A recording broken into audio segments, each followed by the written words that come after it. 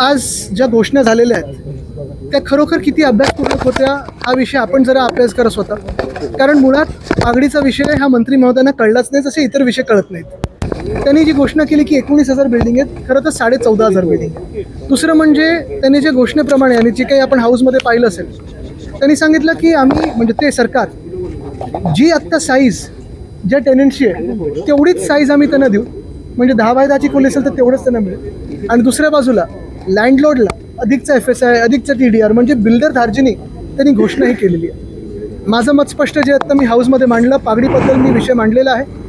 2 गोष्टी ह्या अपेक्षित आहे सरकारकडून. विषय खूप सोपा आहे. कॉम्पिटंट अथॉरिटी कोण आहे, BMC आहे की म्हाडा आहे, हा विषय एवढाच अडलेला आणि कोर्टात ह्याच्यावरूनच वाद चालू.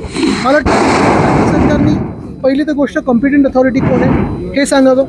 दुसरी गोष्ट म्हणजे त्यांनी एक ट्रिगर पॉईंट नेमावा की 1960च्या आधीच्या ज्या काही इमारती असतील त्याच्यात पहिले 6 महिने जागा मालकाला, जर त्याला विकास करता नाही आला तर पुढचे 6 महिने टेनंट्सना, त्या टेनंटनी त्यांचा विकासक शोधावा.